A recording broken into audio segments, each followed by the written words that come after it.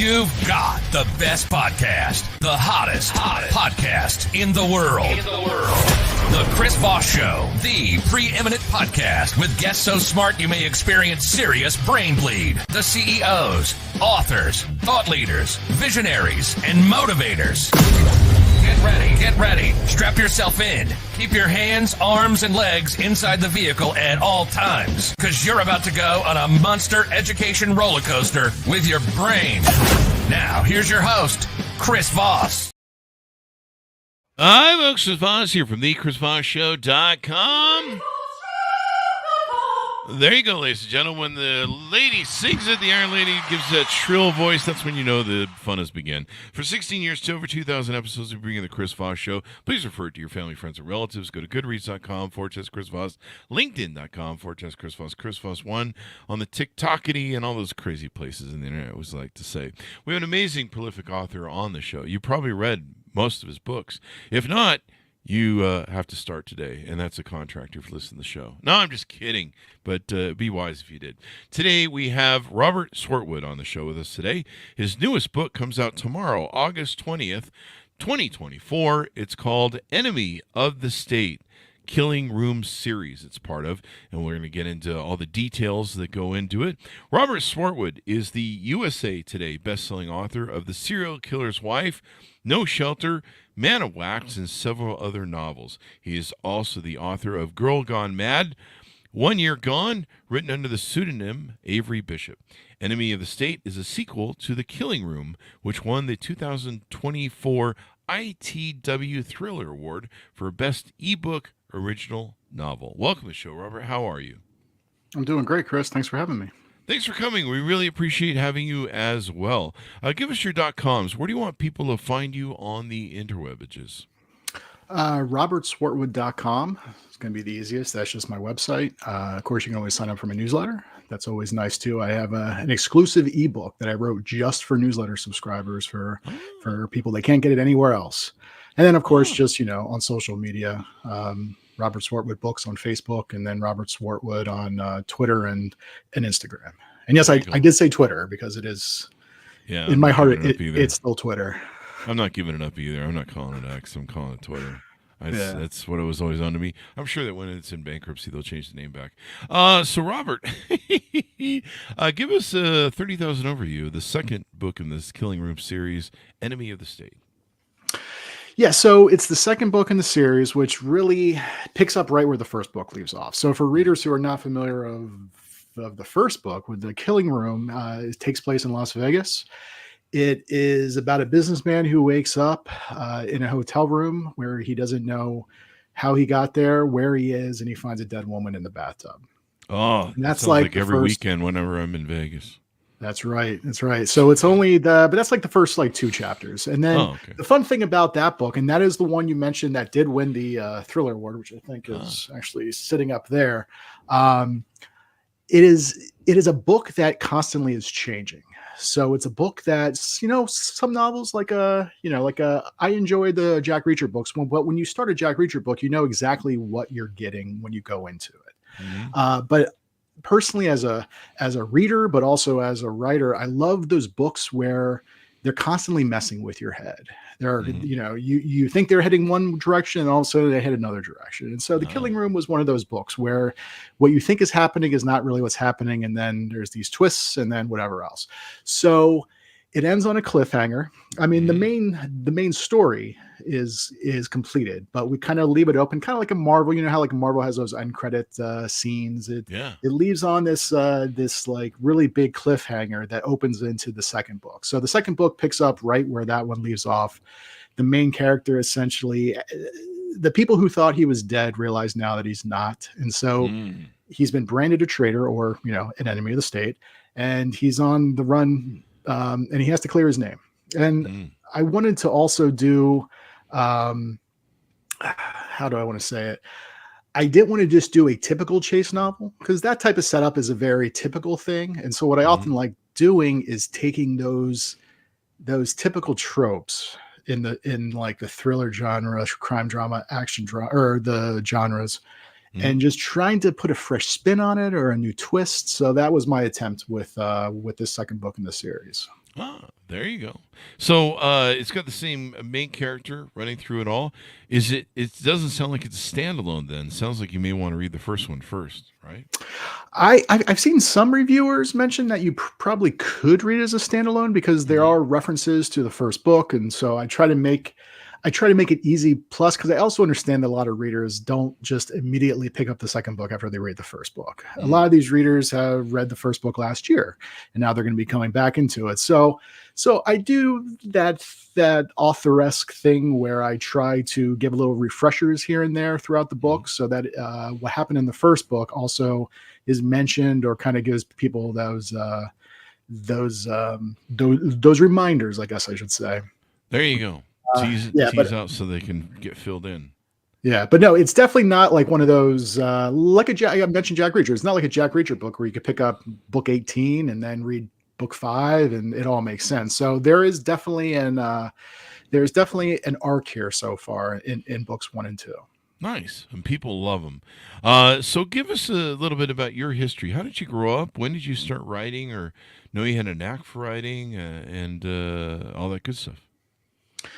So the first Jurassic Park movie came out when I was in 6th grade.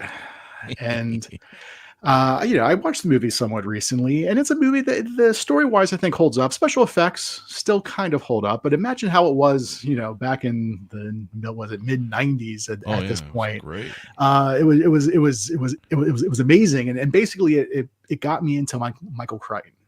And so at that point, I had been reading books, like a lot of Hardy Boys and whatever else. I did enjoy reading, but I just started reading every single Michael Crichton book there was, even some of his books under his pen name.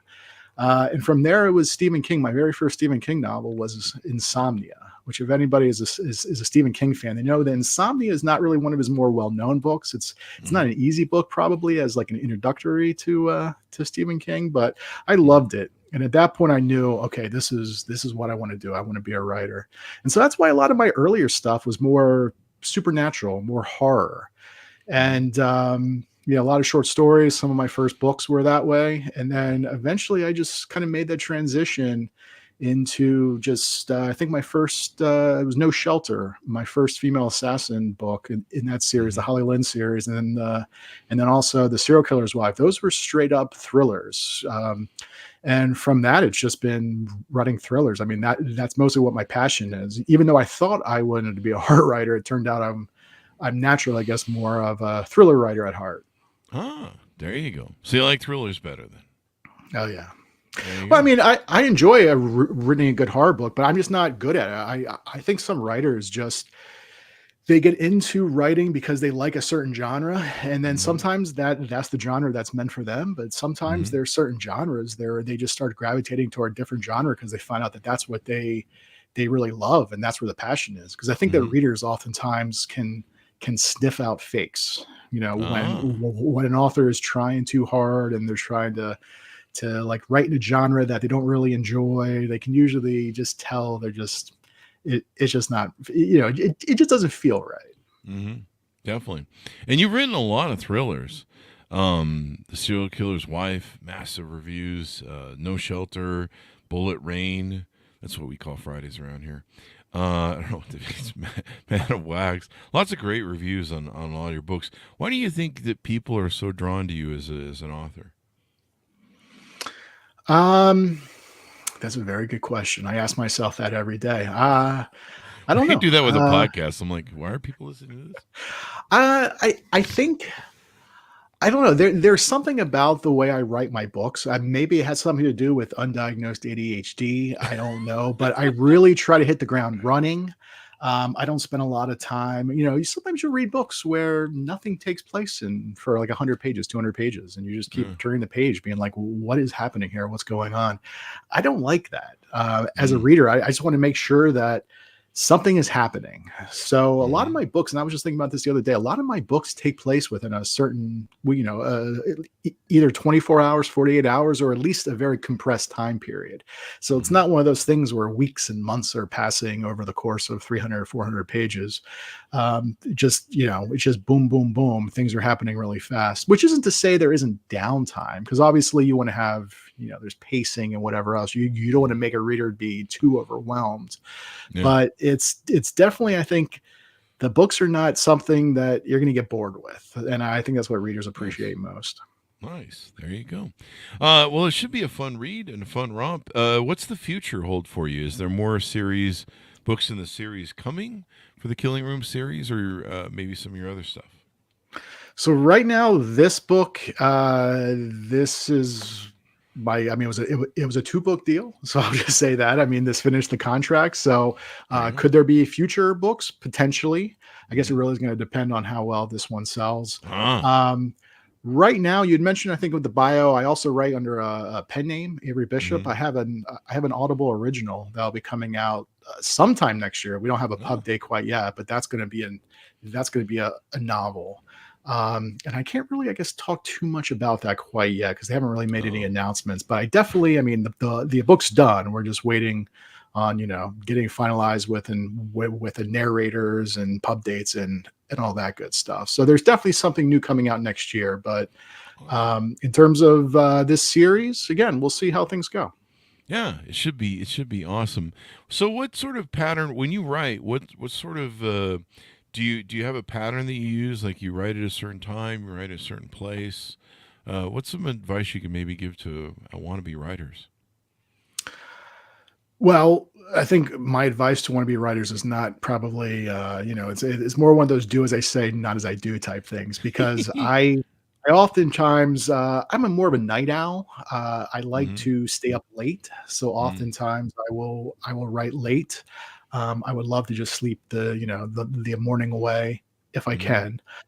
So often, but there are times where you just have to fit in writing wherever you can. And I think that's important to aspiring writers, because oftentimes people will say, I just don't have the time to do it.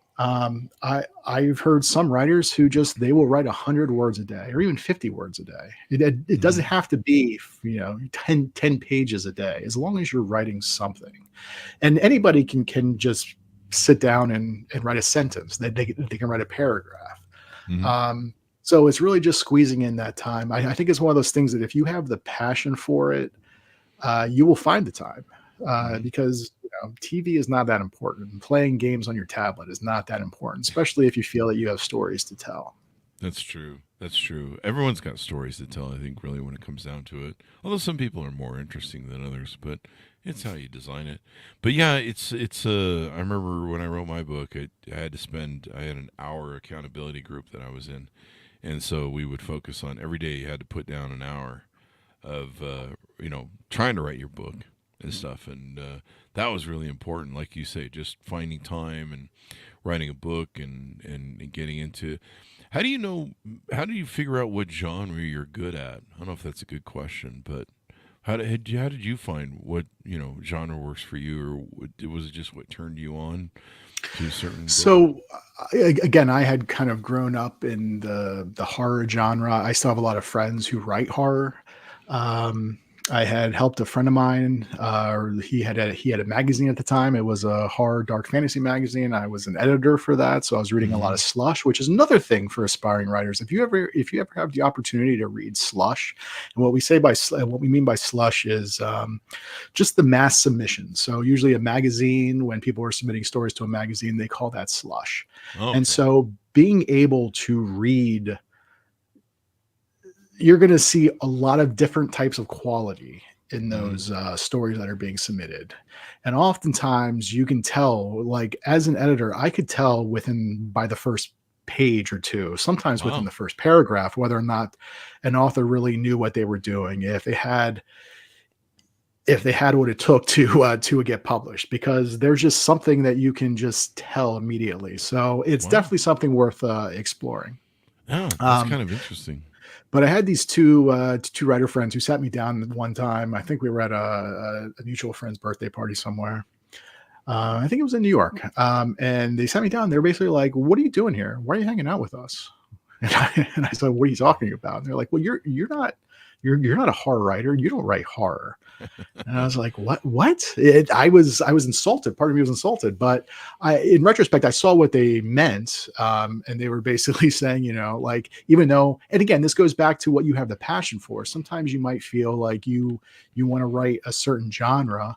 And again, if that's what you want to do, good on you. But I think there are times where it really comes through in the storytelling, that maybe your heart or your soul just really isn't in the stories that you're telling in that particular genre. And so I know a lot of writers who oftentimes they start in one genre and then they end up writing another genre. And sometimes, quite honestly, that is for financial gain. They might just not be having any luck in, genre A.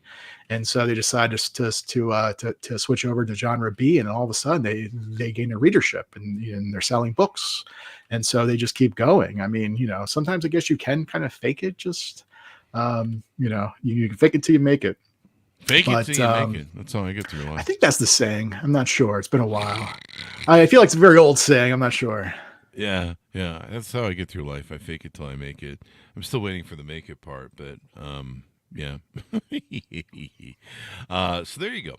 Well, it's been wonderful to have you on. Give us a final pitch out to people on where to pick up the book, your .coms, and all that good stuff about what's coming in the future. Yeah, so again, Enemy of the State comes out tomorrow, August 20th. All online retailers should have it. They have it's in paperback and ebook. Also, the audiobook. I have a great narrator, Eduardo Ballerini. Anybody who listens to audiobooks on a regular basis would recognize that name. He narrated the first book. He did an amazing job. I haven't heard the second book quite yet, because again, it hasn't been available, but I'm sure he does an amazing job as well. So that's at Audible and anywhere else you would pick up your audiobooks.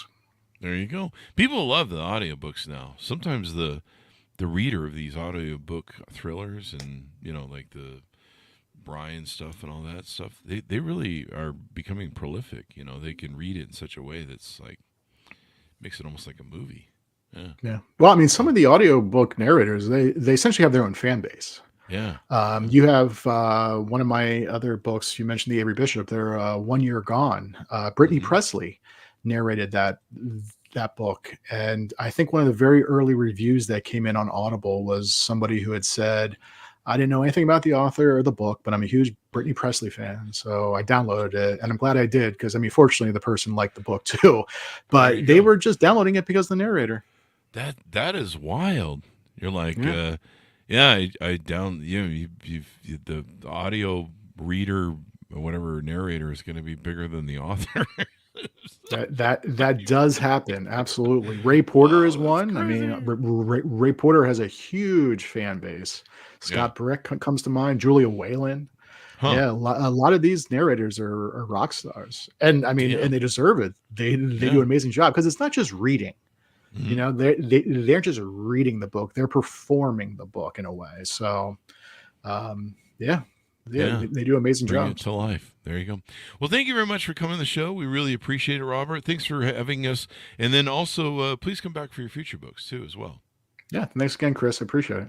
There you go. Order the book, folks, wherever fine books are sold. August 20th, 2024. The second book in the Killing Room series, Enemy of the State.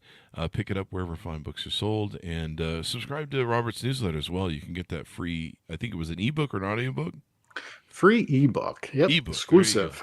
Exclusive. That's a great way to. I should do that. So there you go. Thanks so much for tuning in. Go to goodreads.com/Chris Foss, LinkedIn.com/Chris Foss. Chris Foss, one of the TikTok, all those crazy places on the internet.